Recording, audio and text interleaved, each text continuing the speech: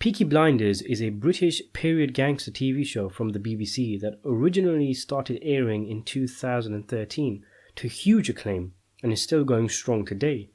This video comes as a result of a few people asking me to review the show on my channel. I was probably going to get around to it someday anyway, what with it being so famous and a gangster drama. I'm British, by the way, so if you're an American and the show is really popular where you live, imagine the hype behind it over here.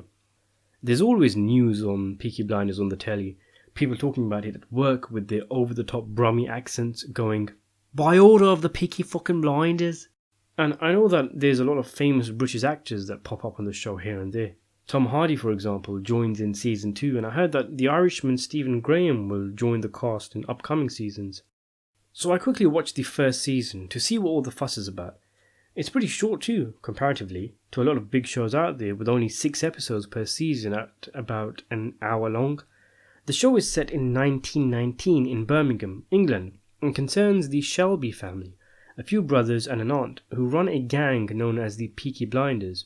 They're called that not because they play peekaboo with passerbys through their window blinds, but because they're known for sewing razor blades onto the peak of their caps, which they often use as weapons when called upon. The family is led by Thomas Shelby, played by Cillian Murphy, a World War I veteran with PTSD, returning from the war with his brothers and friends and having the intention to protect his business and propel his family into the future. Season 1, as you'd expect, has numerous plot threads running concurrently. The big event that has happened in the first season is some of the Peaky Blinders' goons have committed a robbery, but instead of stealing money or booze, they accidentally get their hands on some military-grade weapons, something which attracts the attention of law enforcement and the government, going all the way up to Winston Churchill, head of the Home Office at the time. Most of the Shelby family start shitting themselves, wanting to offload the guns to some interested parties that have cropped up, like the Communists or the IRA, and the Shelbys' fears are justified as Churchill sends in a top-tier copper, an inspector played by Sam Neill, to find the guns by any means necessary. And he's a cop with a fierce reputation, one who won't mind a few dead blinders splayed out on the road if it means the guns are found and returned. Thomas, unlike his family, sees these turns of events as an opportunity, one where he can bravely, or stupidly, however you see it, make deals with this new cop. However, he hasn't anticipated Sam Neill sending an undercover agent to Birmingham to infiltrate the gang as an innocent barmaid, one who he hopes Thomas, Arthur, John, or any of the brothers will fall for. That's the main story. There's several others, like Thomas's sister becoming pregnant with a communist's baby. This was at a time, of course, in England where there was a great shame in having a child out of wedlock, and though the man in question is a friend of Thomas, things become complicated for Thomas when the cop tells him to hand over the communist as part of the deal the two make where the Peaky Blinders receive protection. Another one involves one of the brothers, John, possibly getting married to a girl from a rival gang to end a war, and another plotline where the Shelbys try to muscle in on another gangster's legal horse racing bookies, something which I think will be expanded heavily on in Season 2. My thoughts on Season 1 is that it was really entertaining.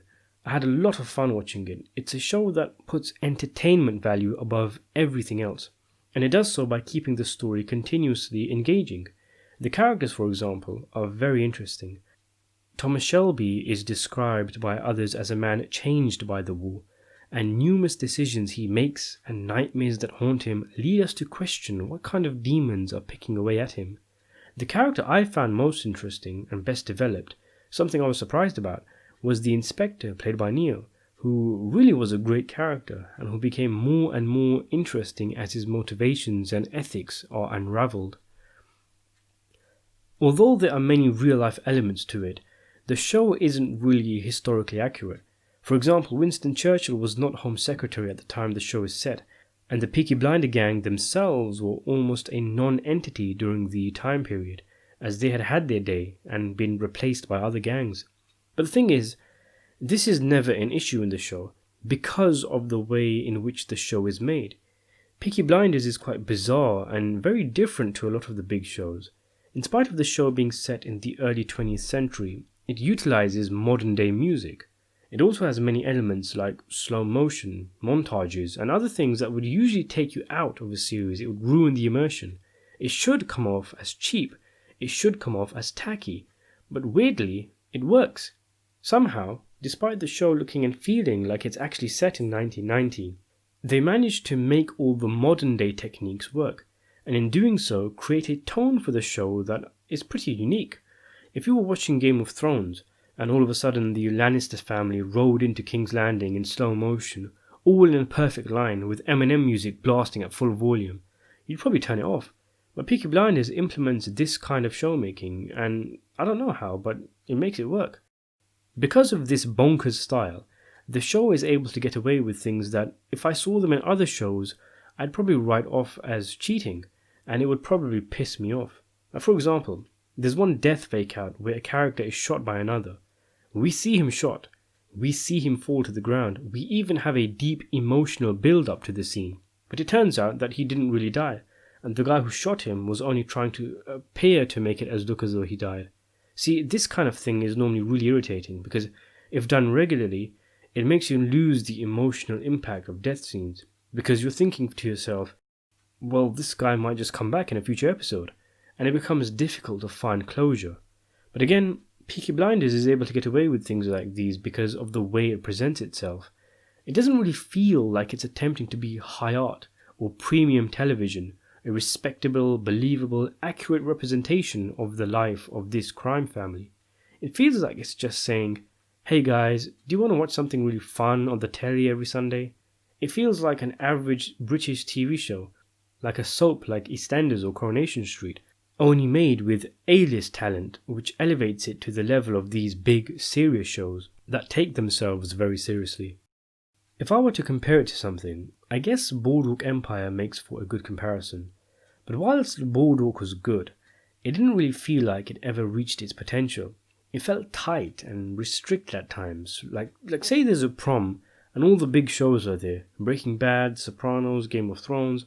Boardwalk sometimes felt like the bespectacled girl with the ponytail, sitting in the corner, her blouse neatly fixed and all buttons done up. Peaky Blinders feels like it got to the party an hour late, but has already drunk all the booze and been had by half in attendance and is currently straddling someone naked, waving its shirt around like a rodeo. It feels wild and unashamed and only wanting to entertain, so you have to approach it in the right way as a viewer, not in the way you'd approach other notable crime dramas like The Sopranos. For a series made in such wacky style though, I liked how the story remained pretty grounded throughout the season. In terms of set design and the whole look of the show, I mean, this series is a creation of Stephen Knight, and I watched a series Knight would go on to make with Tom Hardy called Taboo in 2017.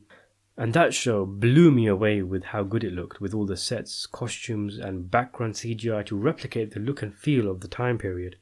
So what I'm saying is, it goes without saying that Peaky Blinders is a great looking show. Season 1 of Peaky Blinders is a sharp, stylish, fast-paced and cool piece of entertainment. One which I see myself following through with and completing. Thanks for watching.